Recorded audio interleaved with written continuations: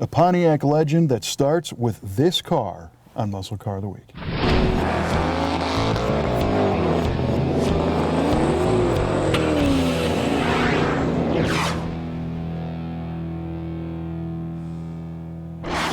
Most muscle cars lived through a variety of evolutions. They started at one body style and the name continued on through several different generations.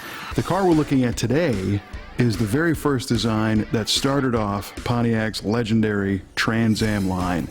And the Trans Am was named after the Trans Am racing series and would eventually evolve into one of the most famous muscle cars of all time. I mean, the Pontiac Trans Am is legendary even today. But what's interesting to me is that the 1969 Trans Am had a very, very clean design. It was mostly white with the two blue stripes. It had a blue tail panel, and it had a couple little graphics here and there, but it eventually morphed into the Trans Ams that had the bird on the hood and pinstriping all over the place. It's really interesting to see the evolution of the style of the Trans Am, but for many, the 69 is where it's at. It's the cleanest version of all of them, and for some, it's the purest Trans Am ever made. And this particular car is also very special because the base 1969 Trans Am came with a 335 horsepower V8 that was initially called the Ram Air and eventually was known as the Ram Air 3. It was a 400 cubic inch engine. It made good power. It was a good car to drive. It was the most popular selection when it came to 69 Trans Ams. Pontiac made just shy of 700 69 Trans Ams, most of which were powered by the Ram Air 3 V8. But this car is one of just 55 made with the legendary Ram Air 4 400. And this is very different from a Ram Air 3. First of all, the production numbers are much, much fewer. The vast majority were manual transmissions at 46. They made 9 automatics to get that 55 number. Pontiac rated this at 345 horsepower and 430 foot-pounds of torque from the factory. Many people dispute that number, and although the difference between a 335 horse Ram Air 3 and a 345 horse Ram Air 4 seems to be only 10 horsepower, when you dug a little deeper, you learned that that Ram Air 4 engine was vastly different from the Ram Air 3.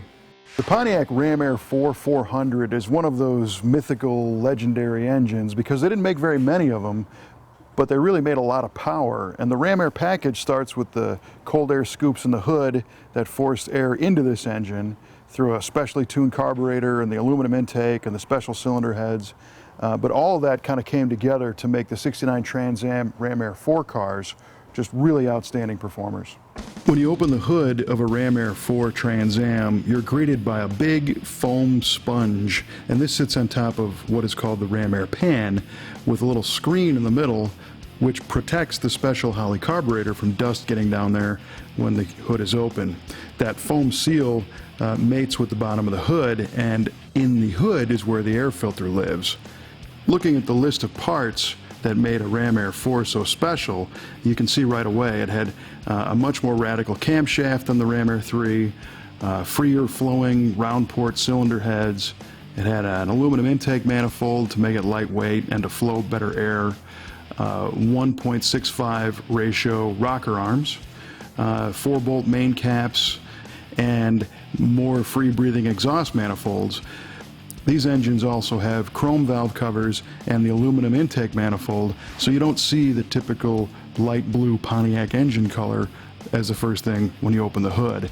And there's a few other interesting things happening here. There are some lines that go from the power steering pump across the top of the radiator, and that is the factory installed power steering cooler, which is a Trans Am piece. But the other difference isn't necessarily in the parts themselves, but the way these cars were put together. The machining and assembly tolerances on the Ram Air 4 were much tighter and much more like a race car than the Ram Air 3, which was more designed to be, a car bought by John Q. Public. So what you ended up with is a car with factory race car-like performance because it was a factory assembled engine. And as you know, Pontiac lineage, Pontiac was in factory back racing for a long, long time, so the Pontiac engineers knew how to build a high performance engine. The look of the 1969 Trans Am is very unique. These cars had a mostly body-colored front fascia housing 4 headlights that have polished bezels and a very narrow chrome-plated bumper that had 2 blacked-out openings and just the word Pontiac in the driver's side grille. The lower valance wrapped under the car and had the housings for the turn signals in the opposite corners. And above that, you've got the functional ram air scoops in the Trans Am only hood. And these hoods are made of steel. And today, if you find an original steel Trans Am hood, there is going to be somebody right behind you with an open checkbook, because those are an expensive piece to replace. On the front fender, you have just the word Trans Am spelled out in kind of a block letter style that has an all business kind of look. The Trans Am rolled on 14-inch Pontiac rally wheels, and behind that wheel opening you see the functional heat extractors, which were functional to pull hot air out of the engine compartment. The rear of the car has a tail panel that is painted the same color as the stripes, and there's a very unique dual pedestal wing mounted to the deck lid. And it's interesting to see how the stripes wrap through those pedestals of the rear wing, and that the wing tips both come down and follow the contours of the back of the quarter panels. Everything on this car looks like it was designed for this car as one big unit. It doesn't look like anything was added on. The design is very cohesive, and that's one of the reasons why these cars look as good as they do.